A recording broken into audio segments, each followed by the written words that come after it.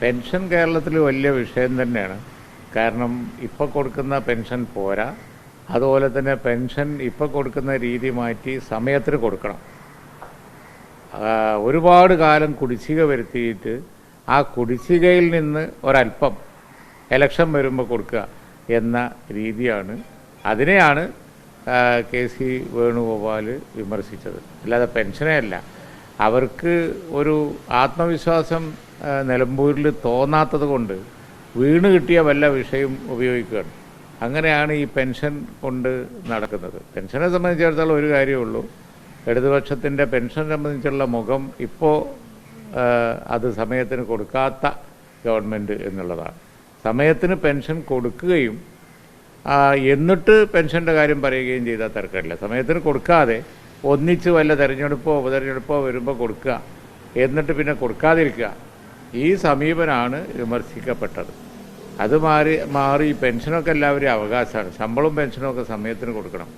ഇപ്പോൾ പെൻഷൻ പോയിട്ട് ശമ്പളം പോലും സമയത്തിന് കൊടുക്കുന്ന കാര്യത്തിൽ ഓരോ പ്രാവശ്യവും സംശയം ഉണ്ടായിക്കൊണ്ടിരിക്കുക. അപ്പോൾ അതുകൊണ്ട് സാമ്പത്തിക ബുദ്ധിമുട്ടുകൊണ്ട് പെൻഷൻ നേരെ ചൊവ്വേ കൊടുക്കാതെ ആ കൊടുക്കാത്തതിലുള്ള വിമർശനം മറച്ചു വെക്കാൻ വേണ്ടി KC വേണുഗോപാലിൻ്റെ പ്രസംഗം ഒരായുധമാക്കാൻ പറ്റുമോ നോക്കണം. അതൊന്നും നിലമ്പൂരിൽ ഏസാൻ പോകുന്നില്ല. നിലമ്പൂരിലെ ട്രെൻഡ് ഇടതുപക്ഷം വിചാരിച്ചതല്ല, മറിച്ചാണ്. അതാണിപ്പോൾ അവരെ അലോസരപ്പെടുത്തുന്നത്. പെരുന്നാൾ അവധിയുമായി ബന്ധപ്പെട്ടുള്ള സർക്കാരിൻ്റെ ഒരു നിലപാട് ഒരു കൺഫ്യൂഷൻ ഉണ്ടാക്കി. ലീഗ് ഇന്നലെ ശക്തമായ പ്രതിഷേധമൊക്കെ രേഖപ്പെടുത്തിയിരുന്നു. രാത്രിയോടുകൂടി ഈ സ്കൂളുകൾക്കൊക്കെ അവധി നൽകുന്നൊരു സാഹചര്യം ഉണ്ടായിട്ടുണ്ട്. അപ്പോൾ അതിലൊരു കൺഫ്യൂഷൻ ഉണ്ടോ? അല്ല, പെരുന്നാൾ അവധിയുമായി കൺഫ്യൂഷൻ പറ്റിയത് ഗവൺമെൻറ്റിനാണ്. സമയത്തിന് തീരുമാനം എടുക്കാത്തതാണ് അതിലുള്ള ഏറ്റവും വലിയ കൺഫ്യൂഷൻ.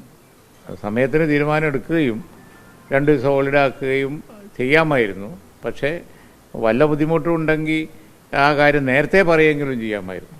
എന്ന ആളുകൾക്ക് ഇത്ര ബുദ്ധിമുട്ട് വരില്ലായിരുന്നു. അതാണ് അതിൻ്റെ ഇപ്പോൾ ഏറ്റവും വലിയ ബുദ്ധിമുട്ടായിപ്പോയത്. ഗവൺമെൻറ് ഈ അനിശ്ചിതത്വത്തിന് കാര്യങ്ങൾ ഇട്ടു എന്നുള്ളതാണ്. ആളുകൾക്ക് പോകും വരികയൊക്കെ ചെയ്യണ്ടേ, യാത്ര പ്ലാൻ ചെയ്യണ്ടേ, അതിനൊക്കെ ബുദ്ധിമുട്ടായി ഇത്തവണ. അതാണ് ഉണ്ടായത്. പെരുന്നാൾ കൊണ്ട് അങ്ങ് കുഴപ്പാക്കി. അതാണ് പറ്റിയത്.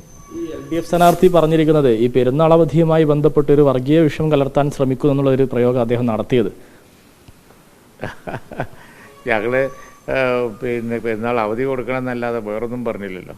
അല്ല, അത് സമയത്തിന് ഒരു സർക്കാരിനെ ഓർമ്മിപ്പിക്കുക എന്നുള്ളത് നാട്ടിലെല്ലാവരുടെയും, ഇത് പ്രതിപക്ഷത്തിൻ്റെ മാത്രമല്ല, അത് നാട്ടിലെല്ലാവരുടെയും കടമയല്ലേ. സമയത്തിന് തീരുമാനം വരാതിരിക്കുമ്പോൾ പെരുന്നാൾ അവധിയുടെ കാര്യം ഉണ്ട് കേട്ടോ, മറക്കണ്ട എന്നേ എല്ലാവരും പറഞ്ഞോളൂ. അല്ലാതെ അത് വർഗീയമൊന്നും ആയില്ല.